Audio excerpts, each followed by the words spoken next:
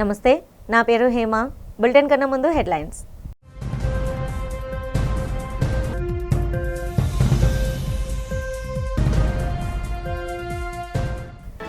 భోగాపురం అల్లూరి సీతారామరాజు అంతర్జాతీయ విమానాశ్రయాన్ని ప్రారంభించి జాతికి అంకితం చేసిన ప్రధాని నరేంద్ర మోదీ అన్ని దేశాలకు దేశంలో అన్ని పట్టణాలను కనెక్ట్ చేయడానికే విమానాశ్రయాలను విస్తరిస్తున్నట్లు వెల్లడి.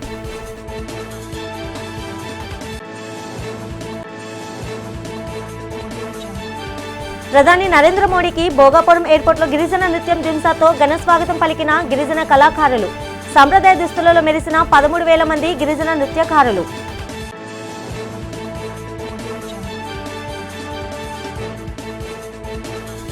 భోగాపురం వేదికపై అనేక కీలక అభివృద్ధి కార్యక్రమాలకు ముఖ్యమంత్రి చంద్రబాబు సమక్షంలో శంకుస్థాపన చేసిన ప్రధాని నరేంద్ర మోదీ ఏపీ అభివృద్ధికి కేంద్రం అన్ని విధాలా సహకరిస్తుందని ప్రకటన.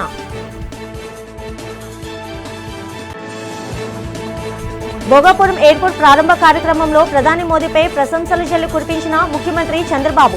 12 ఏళ్లలో దేశాన్ని అభివృద్ధి పదంలో నడిపించిన ఏకైక నేత ప్రధాని నరేంద్ర మోదీ అని స్పష్టం. అన్ని దేశాలకు దేశంలోని అన్ని ప్రాంతాల నుండి ఎయిర్ కనెక్టివిటీ కల్పించడమే లక్ష్యంగా తాము కృషి చేస్తున్నామని ప్రధాని నరేంద్ర మోదీ అన్నారు. గతంలో దేశవ్యాప్తంగా 74 విమానాశ్రయాలు ఉండగా నేడు 166 విమానాశ్రయాలు ఉన్నాయని చెప్పారు.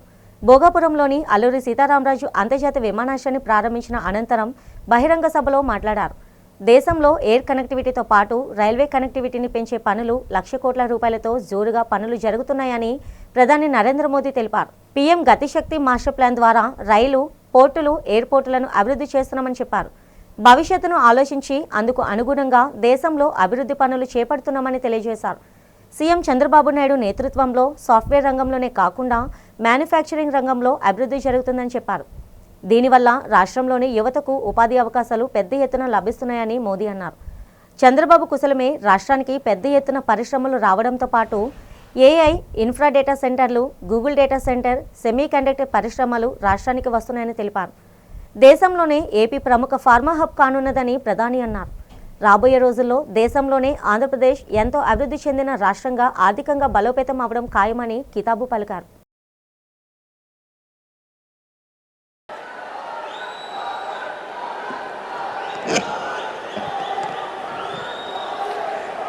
भारत माता की,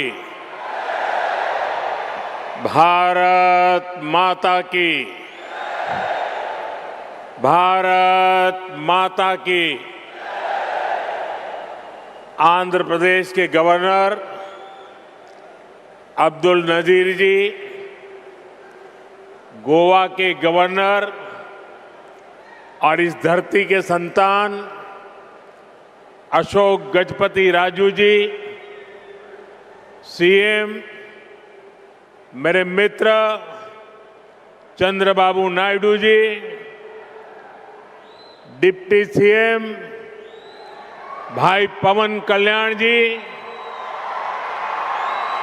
मंत्रिमंडल में मेरे साथी,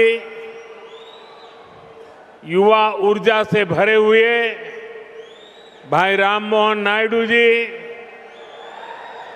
चंद्रशेखर पेम्मसानी जी, भूपति राजू श्रीनिवास वर्मा जी, राज्य सरकार के मंत्री भाई नारा लोकेश जी, उपस्थित अन्य जनप्रतिनिधिगण, देवी और सज्जनों, अंदरिकी नमस्कारम.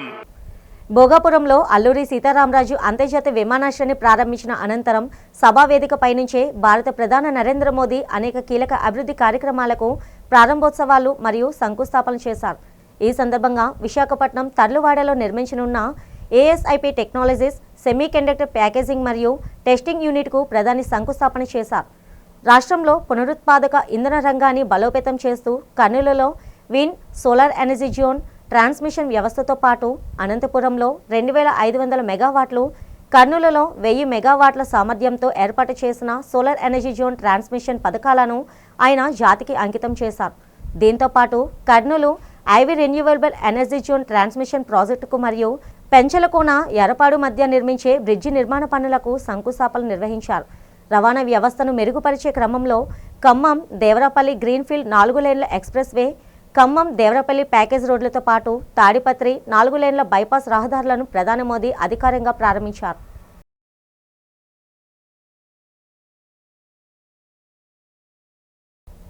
అల్లూరి సీతారామరాజు అంతర్జాతీయ విమానాశ్రయం టెర్మినల్ భవనంలో ఏర్పాటు చేసిన అతిపెద్ద వీడియో వాల్ ప్రధాని నరేంద్ర మోడీ పరిశీలించారు.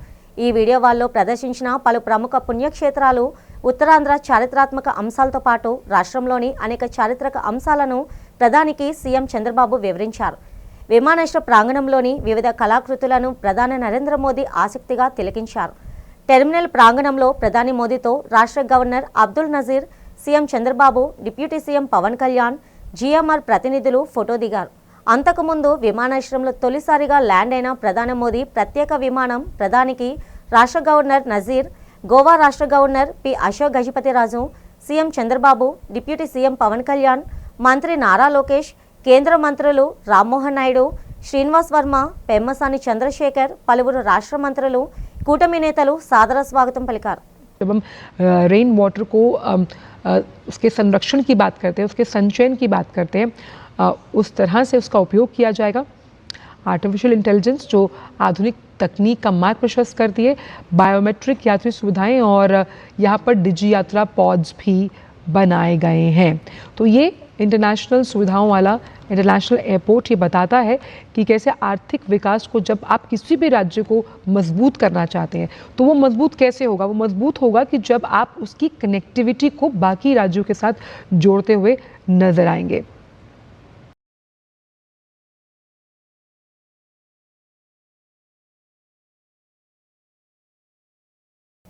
గిరిజన సాంప్రదాయ వేడుకలు, లయబద్ధమైన వాయిద్యాల నడుమ భారత ప్రధాని నరేంద్ర మోదీకి విశాఖపట్నంలో ఘన స్వాగతం లభించింది. అల్లూరి సీతారామరాజు అంతర్జాతీయ విమానాశ్రయం ప్రారంభోత్సవానికి విచ్చేసిన ప్రధానికి స్థానిక ప్రజాప్రతినిధులు, ఉన్నతాధికారులు మరియు గిరిజన కళాకారులు అపూర్వ రీతిలో స్వాగతం పలికారు. ఈ పర్యటనలో ప్రధాన ఆకర్షణగా 13,000 మంది గిరిజన బాలికలు ప్రదర్శించిన సాంప్రదాయ దింస నృత్యం నిలిచింది. సాంప్రదాయ దుస్తులను మెరిసిపోతూ గిరిజన వాయిద్యాల శబ్దాలకు అనుగుణంగా కళాకారులు వేసిన అడుగులు విమానాశ్రయ ప్రాంగణంలో పండుగ వాతావరణాన్ని తలపించాయి. కళాకారుల ఆత్మీయ స్వాగతానికి ప్రధాని మోదీ ఎంతో ముగ్ధులయ్యారు. గిరిజన సంస్కృతి, సాంప్రదాయాలకు ప్రతీకగా నిలిచే దింసా నృత్యాన్ని ఆయన ఆసక్తిగా తిలకించి కళాకారుల ప్రదర్శన అద్భుతంగా ఉందంటూ అభినందించారు. దేశంలో ఉన్న ప్రాచీన సంస్కృతి, సంప్రదాయాలను కాపాడుకోవడంలో గిరిజన కళారూపాలు కీలక పాత్ర పోషిస్తున్నాయని ఈ సందర్భంగా పలువురు నాయకులు పేర్కొన్నారు.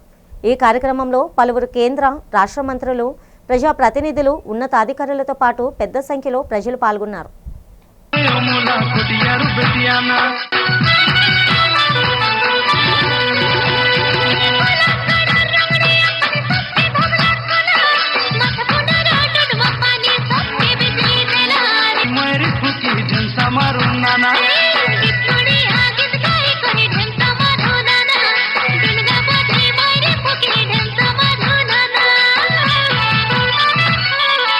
పన్నెండు ఏళ్లలో దేశాన్ని అభివృద్ధి పదంలో నడిపించిన సమర్థవంతమైన నేత ప్రధాని నరేంద్ర మోదీ అని రాష్ట్ర ముఖ్యమంత్రి నారా చంద్రబాబు నాయుడు కొనియాడారు. డిజిటల్ ఇండియా కలను సాకారం చేసింది మోడీ అని అన్నారు.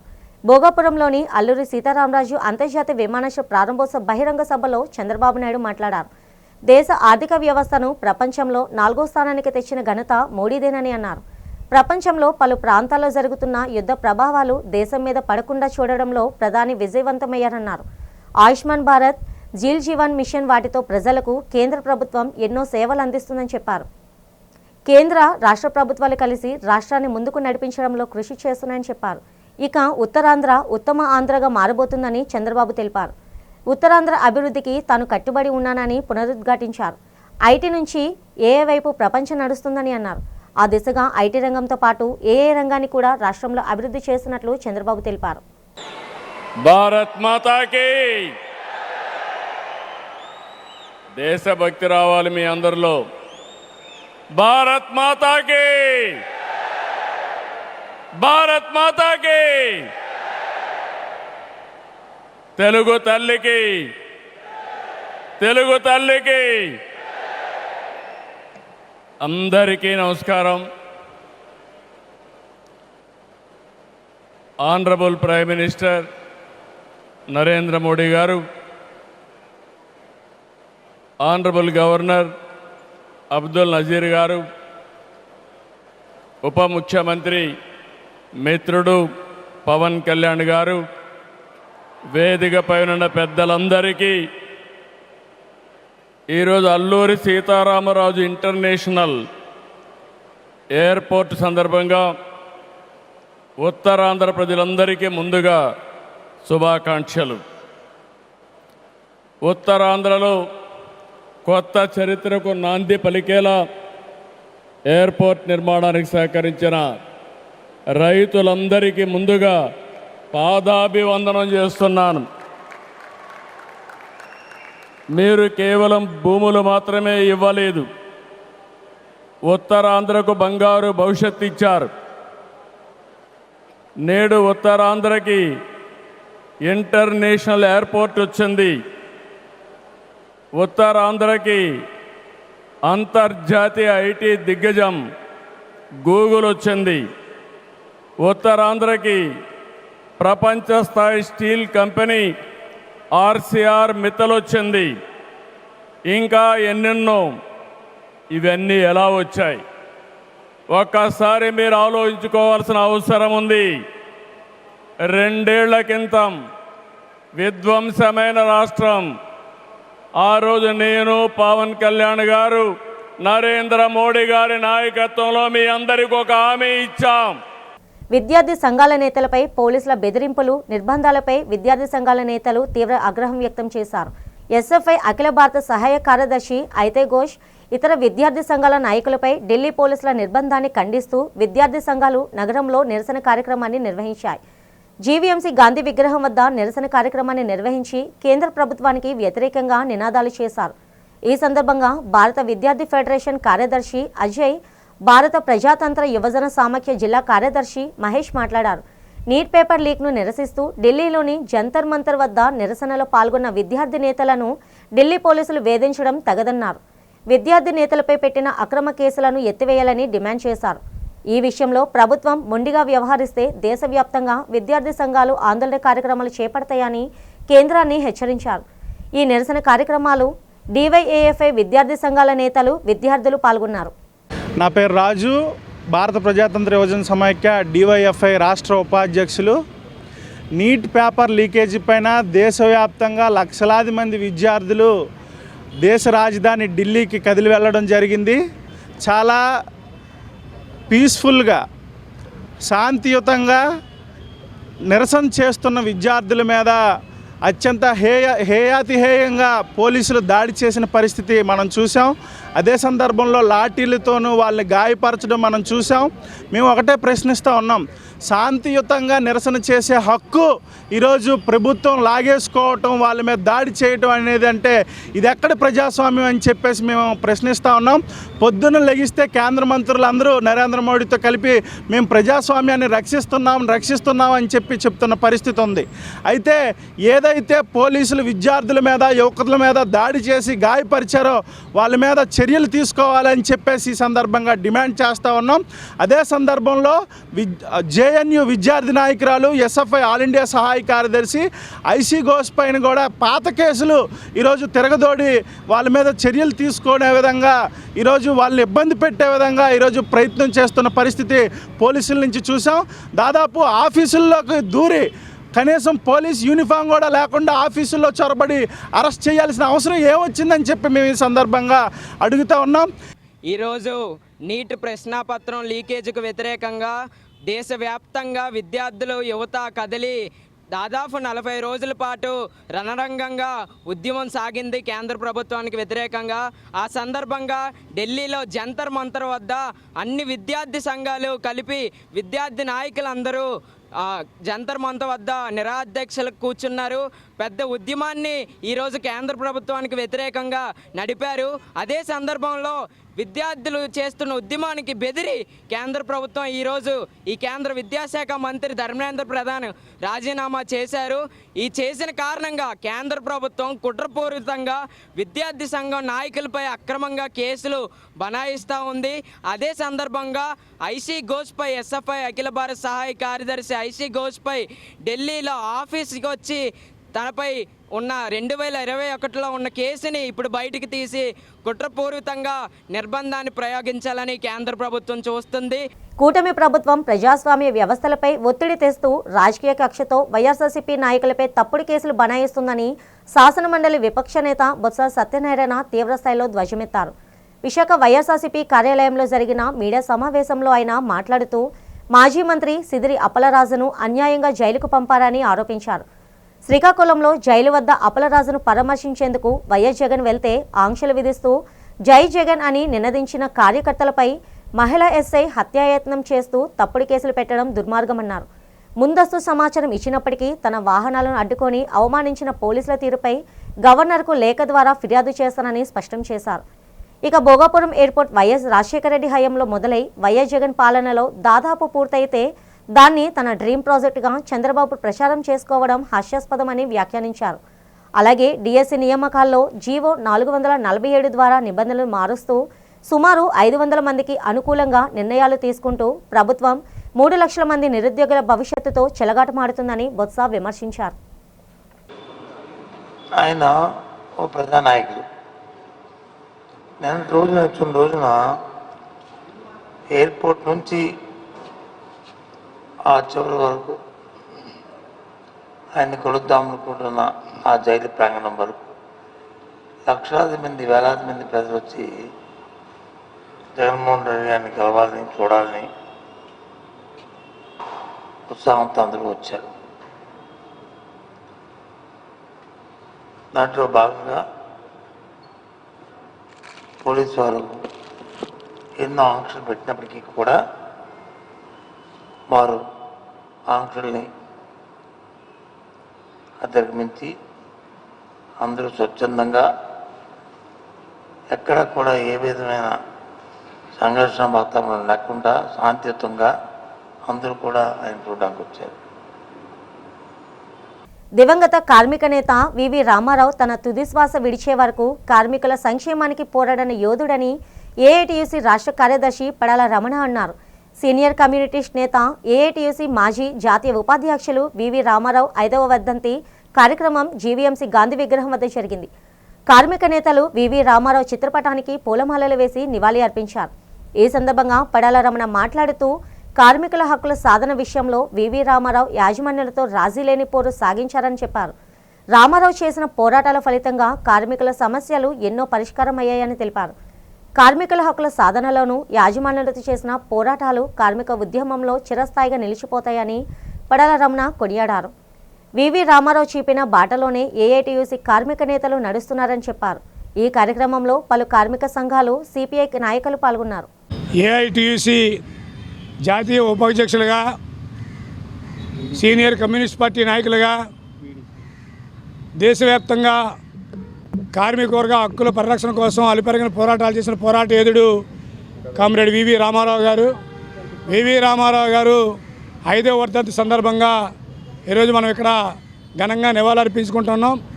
కామ్రేడ్ రామారావు గారికి నివాళులర్పించడం అంటే నేటి పాలక వర్గాలు పెట్టుబడిదారులు అనుసరిస్తున్నటువంటి కార్మిక వర్గ వ్యతిరేక విధానాలు, అలాగే ప్రభుత్వ రంగ సంస్థల ప్రైవేటీకరణ వ్యతిరేక పోరాటాలకు పునరంకితం కావాలని చెప్పి వాళ్ళ కార్మిక వర్గాన్ని పిలిపిస్తూ ఉన్నాం. దేశ నిర్మాణం కోసం ప్రాథమిక స్థాయిలోనే అనాథ బాలబాలికలను ఉత్తమ పౌరులుగా తీర్చిదిద్దడంలో ఉపాధ్యాయుని శ్రీమతి నౌపడ శశికళ కృషి మరువలేనిదని ఎన్ఎస్టీఎల్ రిటైర్డ్ సైంటిస్ట్ చల్లా శంకర్రావు అన్నారు. విశాఖపట్నం డాబా గార్డెన్స్లోని ప్రేమ సమాజం ఆధ్వర్యంలో నిర్వహించిన ప్రేమ సమాజం ఉపాధ్యాయుని శ్రీమతి నౌపడ శశికళ ఉద్యోగ విరమణ మహోత్సవంలో ఆయన ముఖ్య అతిథిగా పాల్గొన్నారు. ఈ సందర్భంగా గత 30 సంవత్సరాలుగా శశికళ అందించిన విద్యా సేవలను ప్రశంసించారు.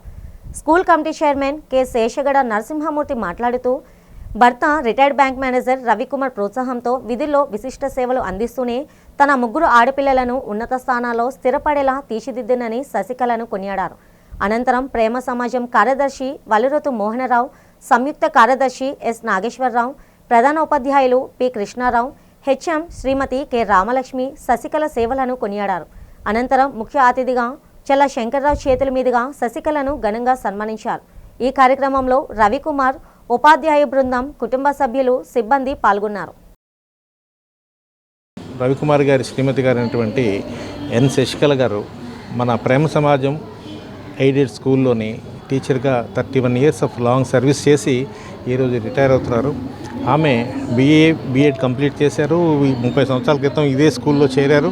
ఎంతోమంది పిల్లలకి ఒక ఉత్తమ ఉపాధ్యాయునిగా వారి భవిష్యత్తును తీర్చిదిద్దేటువంటి కార్యక్రమంలో ఆవిడ చాలా శ్రమ చేసి ఈరోజు రిటైర్ అవుతున్నారు. అంతేకాకుండా ఆమె 3 ఆడపిల్లల తల్లి కూడాను. వాళ్ళ ముగ్గురిని కూడా చక్కగా సాఫ్ట్వేర్ ఇంజనీర్స్గా తీర్చిదిద్ది వారిని కూడా చక్కని ఉద్యోగాల్లో సెటిల్ అయ్యేలా చేశారు. అంత చక్కని తల్లి ఈరోజు రిటైర్ అవుతున్నారు. ఆ రిటైర్మెంట్కి మన ఎన్ఎస్టీఎల్ నుంచి ఉన్నతాధికారులు, అలాగే ప్రేమ స్కూల్ యొక్క అడ్మినిస్ట్రేటర్స్, అలాగే వైస్ చైర్మన్ గారు వీరంతా కూడా వచ్చి ఆమెని సముచిత రీతిన సత్కరించడం జరిగింది. ఈరోజు చాలా హ్యాపీగా ఉందండి. ఆమెకి విశ్రాంత జీవితం అంతా కూడా ఆయురారోగ్యాలతోటి ఆనందంతో జరగాలని కోరుకుంటున్నాను. Thank you very much. మాజీ మంత్రి పెర్ని నాని, ఆయన తనయుడు పెర్ని కిట్టులపై మచిలీపట్నం కూటమి నాయకులు తీవ్రస్థాయిలో విరుచుకుపడ్డారు. ఈ సందర్భంగా టీడీపీ కార్యాలయంలో నిర్వహించిన మీడియా సమావేశంలో వారు మాట్లాడారు.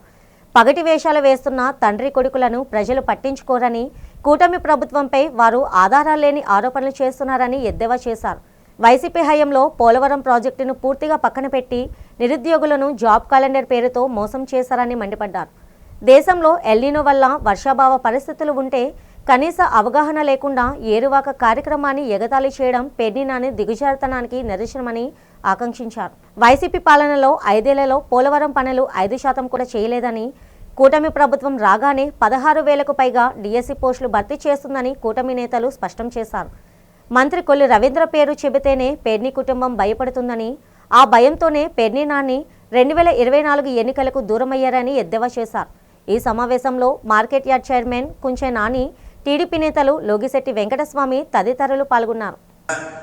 అక్కడ ఉన్న మోటార్లు ఉల్లిపాయలు వేసుకోవడానికి కూడా పనికిరావు.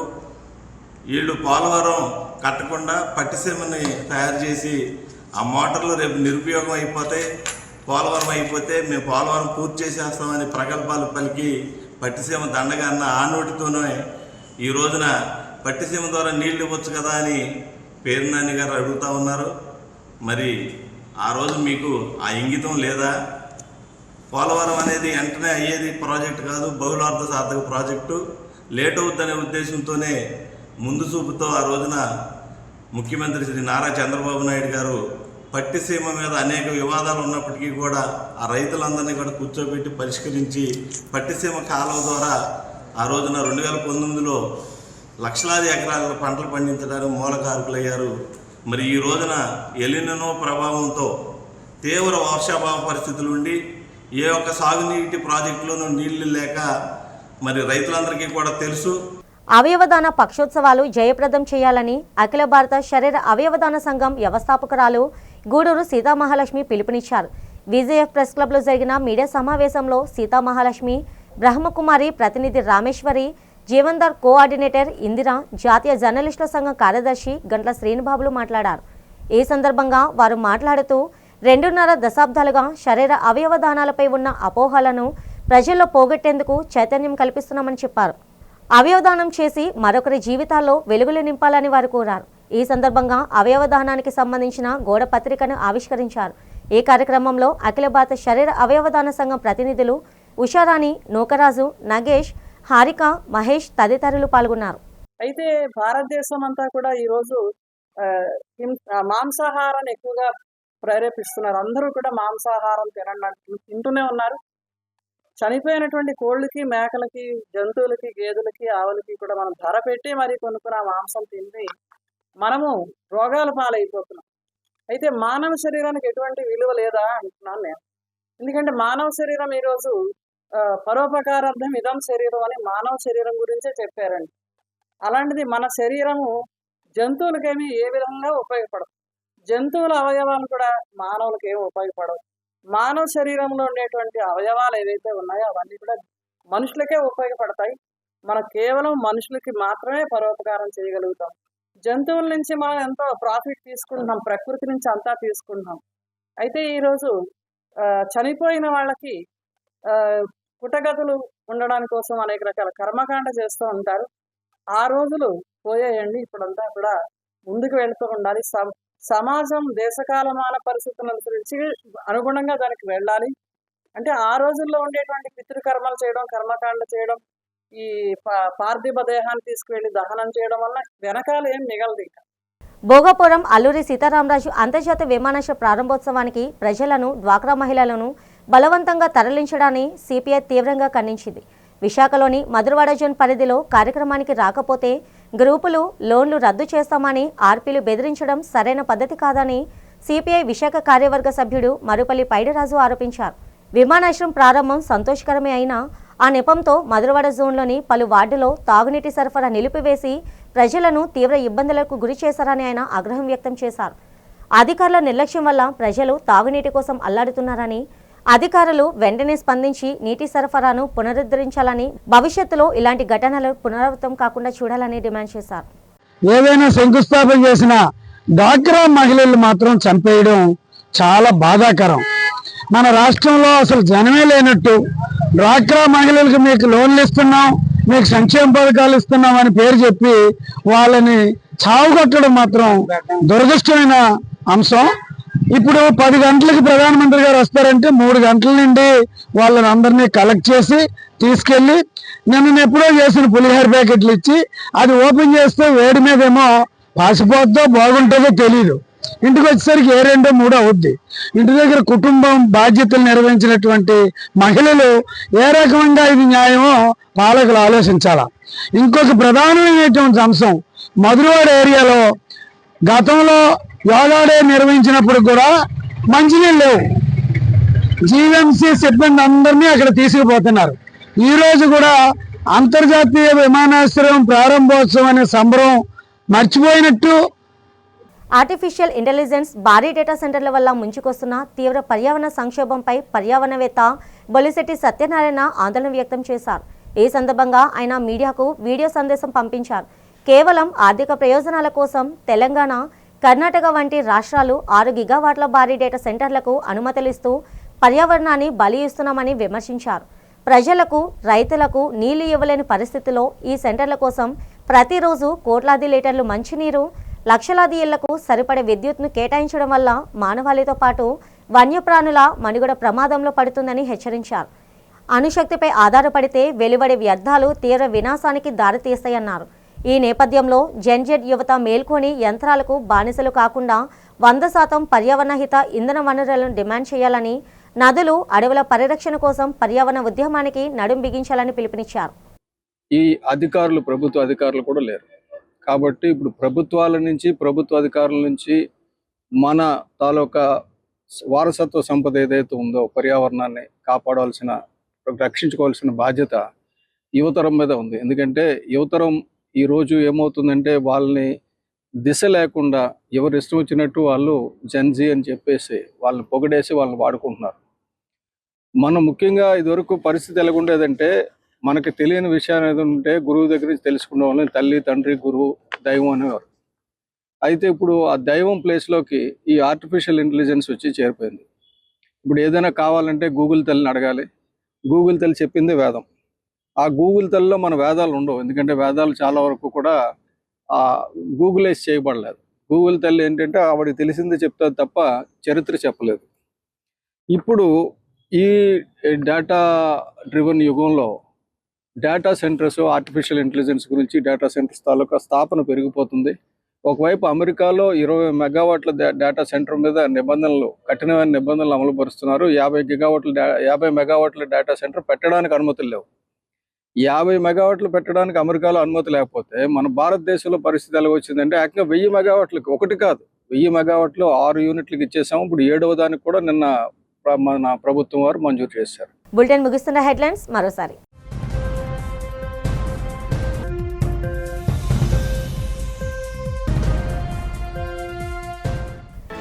భోగాపురం అల్లూరి సీతారామరాజు అంతర్జాతీయ విమానాశ్రయాన్ని ప్రారంభించి జాతికి అంకితం చేసిన ప్రధాని నరేంద్ర మోదీ అన్ని దేశాలకు, దేశంలో అన్ని పట్టణాలను కనెక్ట్ చేయడానికే విమానాశ్రయాలను విస్తరిస్తున్నట్లు వెల్లడి.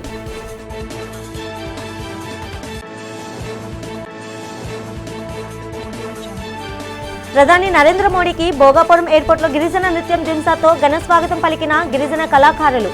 సంప్రదాయ దుస్తులలో మెరిసిన 13,000 మంది గిరిజన నృత్యకారులు.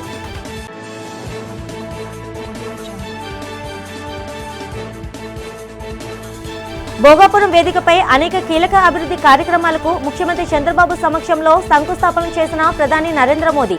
ఏపీ అభివృద్ధికి కేంద్రం అన్ని విధాలా సహకరిస్తుందని ప్రకటన.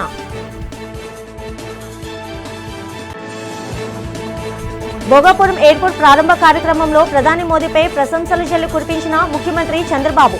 12 ఏళ్లలో దేశాన్ని అభివృద్ధి పదంలో నడిపించిన ఏకైక నేత ప్రధాని నరేంద్ర మోదీ అని స్పష్టం. ఈనాటి బులెటిన్ ఇంతటితో సమాప్తం. తిరిగి రేపటి బులెటిన్లో కలుసుకుందాం. అంతవరకు సెలవు. నమస్తే.